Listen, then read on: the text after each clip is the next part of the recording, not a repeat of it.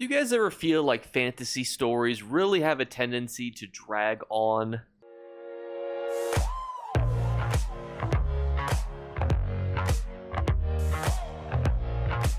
What's going on, YouTube? It's Friday, which means we're going to talk about our weekly golden vendors. We're inside the Hollow City, inside of Cold Harbor, to talk to Zanil. And as an apology, none of these pets are mine, so please don't blame me. I don't have a single Twilight Matriarch out. But the reason we talk about the items in these golden vendor is they are exclusive. They're on a rotating list that might not be around for a while, so there could be good items to pick up for yourself if you're a furnishing fella or lady, or if you want to try to sell these for some profit.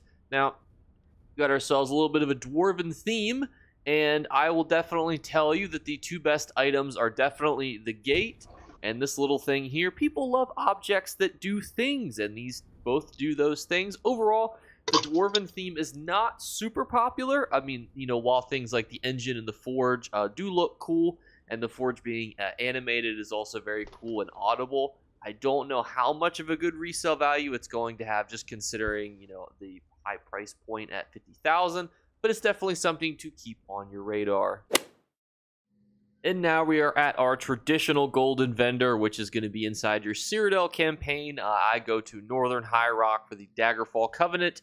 The reason we're going to talk about this little fella here today is because obviously it's a weekend golden vendor. The items are going to be circulating through, and just as the furnishing vendor, they might not be back for a while. What's interesting, though, about this vendor is, it's just a quick kind of synopsis as to how it's different, is that jewelry crafting is going to be changing. The total costs are going to be changing. So we're going to be taking everything with a pinch of kind of future salt in mind as we look at some of these items here. But before we do, I mean, you can kind of see what's already on here, but this is just a reminder to like, share, subscribe. I really appreciate all that you guys do for the channel, and I appreciate that you're here with me every Friday to talk about these items on cue. So our first set is from Graven Deep, and for those of you who don't know, if a set drops from a dungeon, you are not able to resell it. If it normally drops from the overworld, you can resell it. So just explaining that quick difference. So this is something that you would have to use personally. On light attack critical damage, you apply a Withered Soul, dealing 527.5 disease damage over 10 seconds. On light critical damage on an enemy with Wizard Soul, you restore 575 stamina. Withered Souls can occur once every 10 seconds, and the damage scales off your weapon or spell damage, so these numbers will be different depending on what you're wearing. Is this a good set?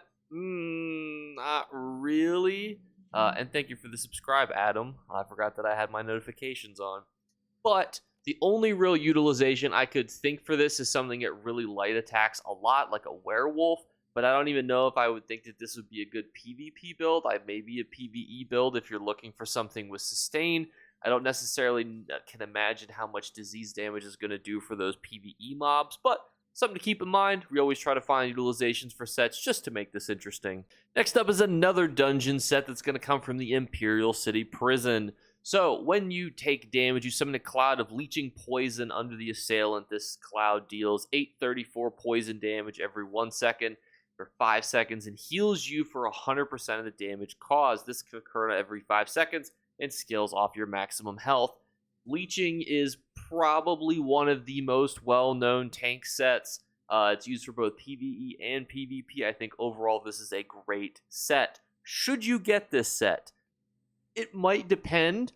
Imperial City Prison is by no means a fun dungeon to farm, but it is also by no means a hard difficulty dungeon to farm as well. So I think you really have to weigh that. You could get essentially a free golden piece of this, or you could instead, you know, try to farm the dungeon. I don't think that this is going to interfere if you did buy the necklace with any mythical slots, but that's also something to keep in mind as well.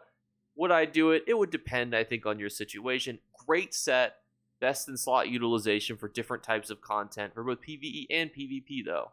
Next up, we have the Stendarr set, which is going to come from the Overland in Eastmarch, so you could sell this in the future if you were so inclined. Gives you mag recovery, mag, and then when you heal yourself or an ally, you remove all negative effects from them. This can occur once every 30 seconds per target. This is one of those things that could, in theory, be good, but it is beaten by very simplistic things, such as Curse Eater, and that's even assuming that you want to purge your negative effects. There's a thousands of ways that you can even benefit from negative effects being on you or purging them in other ways versus a 30-second per target cooldown, which is a lot, especially because you're probably going to be looking at a PvP utilization for this, because that's where you're probably going to be stacked with the most negative effects, is in a PvP situation versus a PvE situation. Unfortunately, Stendarr is one of those sets that I could see being significantly better if they had buffed the cooldown time, but unfortunately, I would definitely say that this is a hard pass, at least for now. Next up, we have another base game set that used to be amazing. That is Veiled Heritance. This comes from Arteron, which is actually a starter zone if you're a dirty elf. And when you interrupt an enemy, you gain 516 weapon and spell damage. For 15 seconds, your bash damage increases by 516. This used to not work like this. This used to just give you a higher chance to get a buff when you received damage. Unfortunately, it's not consistent enough to where it needs to be a good set for either PvP or PvE.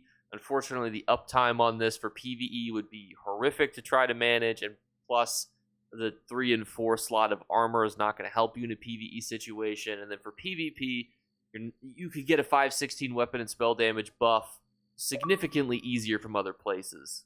Next up, we have our monster set shoulders. Now, the monster sets, the helmets, and the shoulders are not going to be affected at all by any of the Golden Vendor changes, and this is going to be one that's going to be dropping from Cradle of Shadows. When you deal a fully charged heavy attack, you create a web under the target that deals 10 seconds, that deals 26 poison damage every 1 second to all enemies within 4 meters. That's what, about 12.9 feet. Every time I always estimate, just for funsies, somebody will type in the comments, hey Jake, it's actually so-and-so many feet per meter. And I'm always like, I know, I'm just trying to throw in a little humorous here. And this can occur every 10 seconds. Is this set good?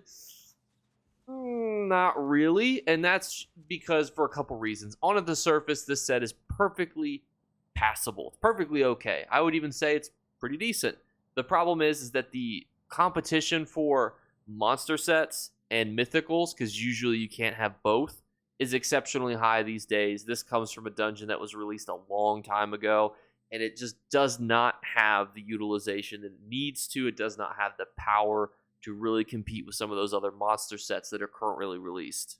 Next up, we have Stonehusk, which also I think kind of comes from the same problem that some of the previous monster sets that we've covered on this channel are, and that is it just does not compete well for the slot that it needs to. Your heavy attacks tether you to enemies for 5 seconds, and as long as you're within 10 meters of them, which is fairly generous. That's like, 33.3 feet, something like that. Enemies tethered take 740 physical damage every 1 second. You can gain a stack of Husk Strain up to 15. This effect can occur once every 10 seconds. To me, though, unfortunately, a set like this just loses out to sets like Zaan's. I think that heavy attacking is definitely good, but I don't think it's necessarily something that you're going to be doing as often as what you will be for your best in slot PvP rotations. Also, to think that PvE rotations usually need to have a mythical, so you're probably not going to have a monster set. And objectively, does this do more damage than something like Zaan's does? Probably not. And I don't think that it pairs well with the current best in slot PvE sets. I will say, as far as sets go, there's definitely some viability for some interesting things. Ironically, this is where it probably comes back to werewolves again. It's probably a pretty good set for werewolves because you're going to be tethered to them, especially for PvP. You're going to be heavy attacking fairly frequently to proc different things as a werewolf. So that's where I see the utilization potentially popping up. But overall, it's just a good set that is edged out by others. But dear friends, what did you guys think in the comments below? I'm always interested to hear what your thoughts are on the sets that are in the vendor. I think that there are some good ones, especially Leeching Plate. We've got some really good furnishings such as doors and gateway thing and like a forge anvil type thing. I always think that those items are very cool, and that's a very good set to consider picking up. But the rest of it is a bit meh, but that's usually how the golden vendors go. A couple good things, generally a whole lot of things that are just there just to cycle through. But that's the state of what happens when, only, 5% of sets are really meta relevant in some aspect. But we always try to talk about the fun little uses for them. So let me know what you guys think down below. As always, we're doing our 3 giveaway drawings All you have to do to enter is like all of the videos released this month. Make sure that you are subscribed, and then listen for a random word to be flashed upon the screen throughout the month. And if you're the first person to comment it, you will win. Thank you guys so much again. Excited to see you tomorrow, and I'll catch you there. Bye, guys. You better remember to like and subscribe to Jake Clips. Or you should. I might have to pluck your eyes if you don't. Or, better yet, I'll skip rope with your entrails. Do it now. Subscribe. Ta-ta. Off with you. Thank you guys so much again for tolerating me in the post-outro. I hope it was obvious enough, the word that flashed upon the screen. I wanted to make sure that everyone that came early had an ample chance to notice it. So thank you guys so much again. Don't have a whole lot to say except that we are continuing the stream of videos as fast as we possibly can. This is the second month that I've actually received the highest number of views ever. So we're just competing against another month that was a couple months ago. So just very excited to keep making content and to keep putting out these videos with you guys, and love all the support, and it means a lot to me. So thank you.